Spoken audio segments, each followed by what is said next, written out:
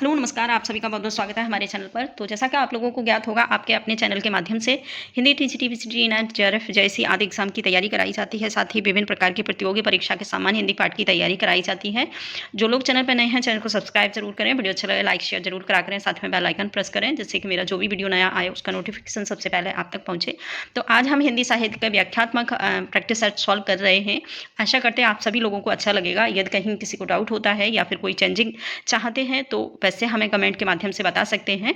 Next video आपके comment के आधार पर ही होगा और सभी से निवेदन है कि वीडियो को लास्ट तक ज़रूर देखिएगा और वीडियो अच्छा लगे तो एक लाइक ज़रूर करके जाइएगा और अगर नहीं अच्छा लगता है तो आप डिसलाइक भी करें। आपका लाइक डिसलाइक हमें बहुत महत्वपूर्ण होता है हमारे लिए, तो प्लीज़ सभी से रिक्वेस्ट है वीडियो को लाइक ज़रूर करके जाइएगा। तो चलिए देखते हैं, पहला प्रश्न है हमारा, कुबलय माल कथा के रचनाकार हैं। अच्छा सा प्रश्न है कुबलय माल कथा। सारे प्रश्न हमारे व्याख्यात्मक रूप में होंगे, डिटेल व्याख्या होगी इसमें और आशा करते हैं आप लोगों के लिए हेल्पफुल हो गया ये वीडियो। तो चलिए, पहला प्रश्न है हमारा, कुबलय माल कथा। अच्छा सा प्रश्न है, कुबलय माल कथा किसके द्वारा लिखी हुई रचना है। तो वीडियो को थोड़ा सा पॉज कर देते हैं। रचनाकार हैं उद्योतन सूरी हैं, मीरतुंग हैं, दामोदर शर्मा हैं और हेमचंद हैं। तो आंसर जो होगा हमारा ये सही हो जाएगा। उद्योतन सूरी के द्वारा ही लिखा गई है ये प्रमुख रचना। देख लेते हैं इसकी डिटेल व्याख्या क्या है। कुबलय माल कथा 9वीं शताब्दी में रचित उद्योतन सूरी की रचना है। यह आदिकालीन राजस्थानी भाषा, ठीक है, हिंदी गद्य की प्रमुख रचना है। आदिकालीन राजस्थानी हिंदी गद्य, ठीक है, काव्य में नहीं लिखा गया है, ये गद्य में लिखी गई है और काव्य की प्रमुख रचना है। और इसमें तत्कालीन प्रचलित बोलचाल की भाषा का नमूना मिलता है, यानी कि राजस्थानी में जो नॉर्मल ही बोलचाल की भाषा थी उसी भाषा में ये रचना लिखी गई है। प्रबंध चिंतामणि मेघदूत शुरू की है और युक्त प्रकरण है वो दामोदर शर्मा का है। शब्दानुशासन और कुमारपाल चरित्र, ये दोनों ही रचना हेमचंद की हैं। तो इस प्रकार से हम ये भी देख लेते हैं कि पूरा डिटेल हमको क्वेश्चन का मिल जाता है। तो आशा करते हैं आपके लिए बहुत ही जो वीडियो है हेल्पफुल होने वाला है। तो सभी से रिक्वेस्ट है, वीडियो को एक लाइक ज़रूर करके जाइए। तो आप लोगों को समझ आ गया होगा, ये उद्योतन सूरी की है और ये एक राजस्थानी भाषा की गद्य रचना है आदिकालीन में। मेघतुंग सूरी के द्वारा जो रची गई है प्रबंध चिंतामणि, ठीक है, और युक्त प्रकरण दामोदर की है। शब्दानुशासन कुमारपाल रामचरित्र हेमचंद की रचना है। इसके बाद नेक्स्ट दूसरा प्रश्न है, खुसरो की रचना खालिक बारी वस्तुतः है। अच्छा सा प्रश्न है, खुसरो की जो रचना है खालिक बारी किस प्रकार का है। हालांकि में उन्होंने बहुत सारी रचनाओं का उल्लेख किया है, बहुत सारी रचनाएं लिखी हैं इन्होंने, लेकिन हमें इसमें खालिक बारी के विषय में बताना है कि खालिक बारी किस प्रकार की रचना है। तो ऑप्शन है, पहेली का संकलन है और कहें कुमरियों का संकलन है, मुरकियों का संकलन है, फारसी शब्द हिंदी शब्दकोश है, मनोरंजन परक रचना है। तो आंसर जो होगा वो हमारा सी हो जाएगा।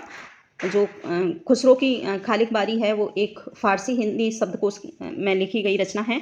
और साथ ही ये देख लेते हैं कि इनकी टोटल प्रमुख रचनाएं कौन सी हैं। तो खुसरो की जो रचनाएं हैं वो है खालिक बारी, फारसी और हिंदी शब्दकोश में लिखा गया है, फारसी और हिंदी शब्दकोश में है। दूसरी जो रचना है इनकी हालात ये कन्हैया है, दूसरी है नजराने ये हिंद है, पहेली मुरकियाँ हैं, दो सुखने इत्यादि इनकी प्रमुख रचनाएं रही हैं। तो आप इन सभी रचनाओं को अपने नोट्स में ज़रूर एक साथ मेंशन करिएगा और आपके लिए बहुत हेल्पफुल होगा। दूसरा प्रश्न है हमारा, प्रश्न नंबर 3, किस समीक्षक ने विद्यापति की पदावली को जीव और परमात्मा के संबंध का रूपक माना है। किस समीक्षक ने विद्यापति की जो पदावली है उसमें जीव और आत्मा यानी कि परमात्मा और जीव के संबंध का रूपक माना है। अच्छा सा प्रश्न है और आलोचनात्मक प्रश्न है, तो आप इसको ज़रूर 2022 के लिए अपने नोट्स में मेंशन करिएगा, क्योंकि सारे प्रश्न हमें हमेशा नहीं मिल पाते हैं और सबसे जो महत्वपूर्ण बात होती है कि उनकी व्याख्या हमको सब जगह नहीं मिल पाती है। हालांकि प्रश्न एक बार मिल भी जाएगा, लेकिन व्याख्या हमको बहुत दिक्कत देती है। तो सभी से रिक्वेस्ट है कि आप लोग इस प्रश्न को ज़रूर अपने नोट्स में मेंशन करेंगे। साथ में ऑप्शन है, हजारी प्रसाद द्विवेदी हैं, आनंद कुमार स्वामी हैं और शिव प्रसाद सिंह हैं और रामरक्ष बैनीपुरी हैं। तो आंसर जो होगा हमारा बी सही हो जाएगा। आनंद कुमार के द्वारा ही ये लिखा माना गया है कि जो विद्यापति की जो पदावली है वो जीव और परमात्मा का संबंध एक रूपक है। तो इसी आधार पर हम आनंद कुमार स्वामी को मानेंगे। और इसकी देख लेते हैं व्याख्या। व्याख्या है, आनंद कुमार स्वामी ने विद्यापति की पदावली को जीव परमात्मा के संबंध का रूपक माना है। निराला ने जो माना है वो नागिन की लहर माना है। बहुत अच्छा सा प्रश्न है, इसमें सभी चीज़ मिल जाएगी कि विद्यापति की जो पदावली है किसने और क्या क्या माना है। तो आनंद जो ने माना है जीव और परमात्मा का रूपक है, निराला ने नागिन की लहर माना है, विद्यापति को रामचंद्र शुक्ल ने श्रृंगार कवि माना है, श्रृंगारी कवि, ठीक है। दूसरा, हजारी प्रसाद ने इनको माना है श्रृंगार रस का सिद्ध वाक कवि। अच्छा सा प्रश्न है हजारी प्रसाद द्विवेदी के द्वारा कि विद्यापति को सिद्ध वाक कवि किसने माना है, तो ये आंसर होगा हजारी प्रसाद द्विवेदी। इसके साथ ही नेक्स्ट दूसरा जो ऑप्शन एक दूसरा जो पॉइंट है, सर्वप्रथम ग्रेशन ने विद्यापति को रहस्यवादी माना था। अच्छा सा प्रश्न है और एग्जाम के अकॉर्डिंग आने वाला प्रश्न है 2022 के लिए।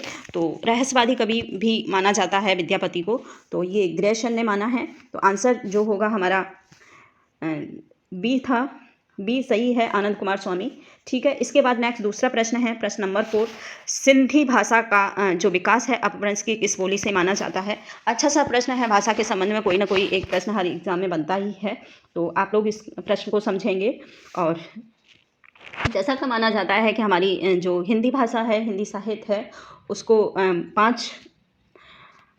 5 उपभाषाएं और 18 बोलियों में विभाजित किया गया है। इसी आधार पर हम इसका जो विभाजन है समझेंगे और इसकी व्याख्या को समझेंगे। तो हमको बताना है कि जो सिंधी भाषा का विकास अपभ्रंश की किस बोली से हुआ है, तो सिंधी का जो विकास है ब्राचट से माना जाता है, ब्राचट भाषा से, ठीक है। आंसर हमारा ए सही हो जाएगा। पेशाचिक जो है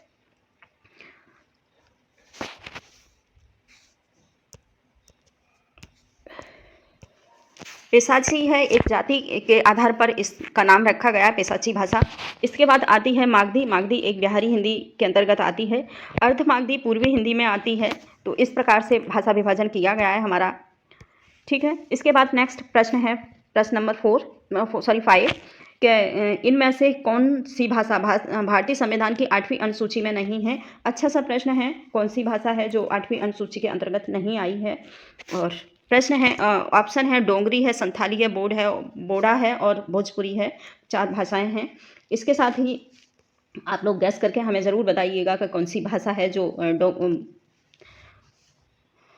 नहीं आती है संविधान की 8वीं अनुसूची में। तो इसमें टोटल 22 भाषाओं को रखा गया है और उन भाषाओं में भोजपुरी को शामिल नहीं किया गया है, बाकी सारी भाषाओं को शामिल कर लिया गया है। आंसर ये हमारा डी सही हो जाएगा, भोजपुरी, ठीक है। इसके साथ ही नेक्स्ट दूसरा प्रश्न है हमारा, इनमें से किस शब्द में उपसर्ग नहीं है। अच्छा सा प्रश्न है, किस शब्द में उपसर्ग नहीं है। उपसर्ग हमारे शब्दों के आगे लगाए जाते हैं, प्रत्यय शब्द के पीछे लगाए जाते हैं। तो हमें बताना है कि किस में उपसर्ग नहीं है। अपराध, अपमति और अपयश, अपमान, ठीक है। तो ये आंसर हमको जो है वो है हमारा बी सही, अपराध। अपराध एक अपने आप में पूर्ण शब्द है, इसमें कोई उपसर्ग का प्रयोग नहीं किया गया है। तो आंसर हमारा बी सही हो जाएगा, अपराध। बाकी सब में अपमान, मान में अप उपसर्ग लगाए, अपयश में अप उपसर्ग लगाए, अपमति में अप उपसर्ग लगाए, सब में लगा है, लेकिन अपराध में नहीं लगा है, वो एक अपने आप में शब्द है। तो इसी आधार पर आंसर बी सही होगा। इसके बाद नेक्स्ट दूसरा प्रश्न है प्रश्न नंबर 7, सबरस के रचनाकार हैं। अच्छा सा प्रश्न है। सबरस बहुत अच्छी सी रचना है, बहुत बार एग्जाम में रिपीटेड हुई है। मुल्ला बजही, ऑप्शन है मुल्ला बजही, कुलई, कुतुब शाह और ईसा अल्लाह खां, सैयद हुसैन अली खां। तो आंसर जो है वो हो जाएगा मुल्ला बजही के द्वारा ही सबरस का रचना की गई है। आंसर हमारा ए सही हो जाएगा। देख लेते हैं, छोटी सी इसकी व्याख्या है। सबरस 1635 ईस्वी में दक्षिणी गद्य के प्रसिद्ध रचनाकार मुल्ला बजही की रचना है। यह उर्दू साहित्य की प्रथम गद्य रचना मानी जाती है। इसके साथ ही हमें जो महत्वपूर्ण इसका डाटा था वो भी मिल चुका है और प्रश्न के साथ। तो मुल्ला बजही की रचना है सबरस, और इसके साथ ही ये 1635 ईस्वी में दक्षिणी गद्य की प्रसिद्ध रचना है, ठीक है। दक्षिणी गद्य, दक्षिणी हिंदी कहा जाए, ठीक है, और की प्रमुख रचना रही है। साथ ही मुल्ला बजही की की रचना है और उर्दू साहित्य की प्रथम गद्य रचना मानी जाती है। अच्छा सा प्रश्न है कि ये प्रथम गद्य साहित्य की, जो उर्दू की प्रथम गद्य साहित्य की रचना मानी जाती है, तो आंसर जो है हमारा ए सही हो जाएगा। इसके बाद प्रश्न है नेक्स्ट हमारा दूसरा, पोर्ट विलियम कॉलेज की स्थापना कब हुई थी? अच्छा सा प्रश्न है, पोर्ट विलियम कॉलेज की स्थापना कब हुई थी? और तो आंसर ऑप्शन है हमारे 1800 ईस्वी है, 1805 ईस्वी है, 1857 है, 1900 है, ये 4 ऑप्शन है। तो आंसर जो होगा वो हो जाएगा हमारा ए सही। 1800 ईस्वी में ही पोर्ट विलियम कॉलेज की स्थापना की गई थी। देख लेते हैं इसकी छोटी सी व्याख्या को। व्याख्या है कि वेलेजली ने, ठीक है, वेलेजली ने 1800 ईस्वी में पोर्ट विलियम कॉलेज की कलकत्ता की स्थापना की थी। इसमें हिंदुस्तानी भाषा का प्रथम प्रोफेसर जॉर्ज गिलक्रिस्ट को बनाया गया था, जॉन गिलक्रिस्ट को बनाया गया था। इसी कॉलेज में लल्लू लाल तथा सदन मिश्र की भी नियुक्ति की गई थी। ठीक है, जो हमारे खड़ी बोली के 4 स्तंभ माने जाते हैं, उसमें लल्लू लाल और सदन मिश्र प्रमुख स्थान रखते हैं। साथ ही ईसा अल्लाह खां और सदा सुखलाल, ये 4 स्तंभ हैं हमारे खड़ी बोली गद्य साहित्य के। तो इन 4 स्तंभों में लल्लू लाल और सदन मिश्र जो कलकत्ता में नियुक्त किए गए थे पोर्ट विलियम कॉलेज में, और जो इसकी स्थापना की थी वो वेलेजली गिलक्रिस्ट ने की है।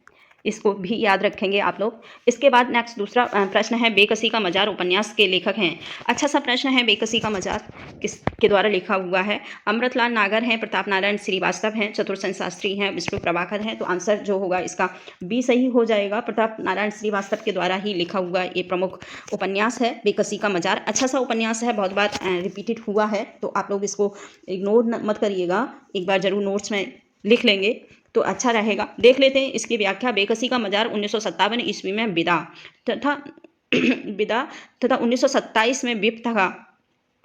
1964 में इतिहाद प्रताप नारायण मिश्र की प्रमुख रचनाएं रही हैं। बेकसी का मजार 1957 में, विदा जो लिखी गई है 1927 ईस्वी में है। ठीक है, और विप्थगा बहुत अच्छा सा रचना है, बहुत बार रिपीट हुई है विप्थगा, और जो 1964 ईस्वी में लिखी गई है प्रताप नारायण श्रीवास्तव के द्वारा। ठीक है, इसके साथ ही शतरंज के मोहरे अमृतलाल नागर की है। ठीक है, शतरंज के मोहरे अमृत और विष एकदा नेमसारन और अमृतलाल नागर, मंदिर की नर्तकी और आलमगीर, खगास्त्र अमर अभिलाषा चतुरसेन शास्त्री की है। और इसके बाद है निशिकांत, स्वप्नमयी, दर्पण का व्यक्ति और अर्धनारीश्वर इत्यादि विष्णु प्रभाकर के उपन्यास रहे हैं। ठीक है, तो इसमें सभी के उपन्यासों की थोड़ी थोड़ी चर्चा हो चुकी है। ठीक, तो आप लोग इस प्रकार से इन सभी के उपन्यासों को भी देख सकते हैं। प्रताप नारायण मिश्र हैं, चतुरसेन शास्त्री हैं और अमृतलाल नागर हैं, तो इनके भी जो उपन्यास हैं उनकी भी चर्चा हुई है, तो इससे हम इनका भी अंदाज लग जाता है।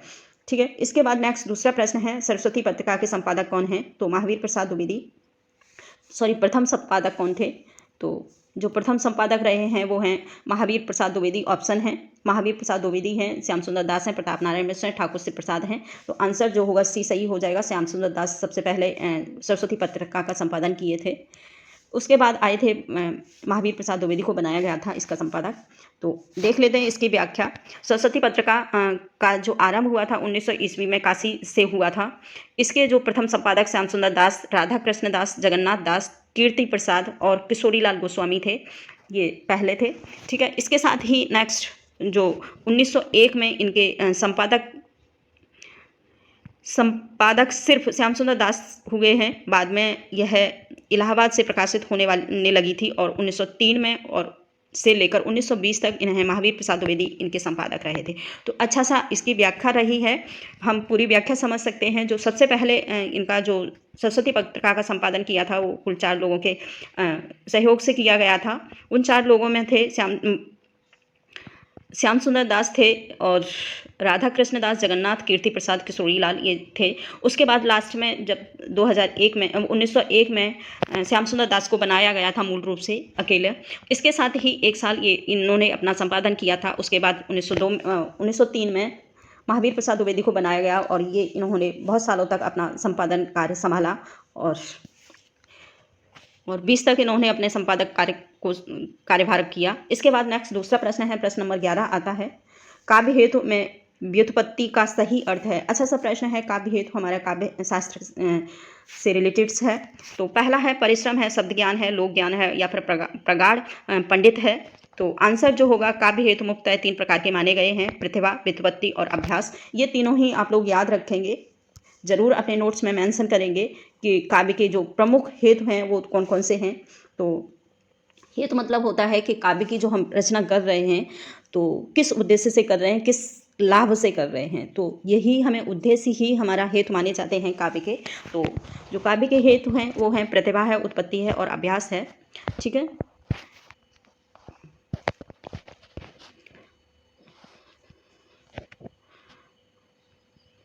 यहाँ पर व्युत्पत्ति का जो अर्थ है वो शब्द ज्ञान माना गया है, तो आंसर हमारा बी सही हो जाएगा, शब्द ज्ञान। ठीक है, आंसर हमारा बी सही हो जाएगा, शब्द ज्ञान।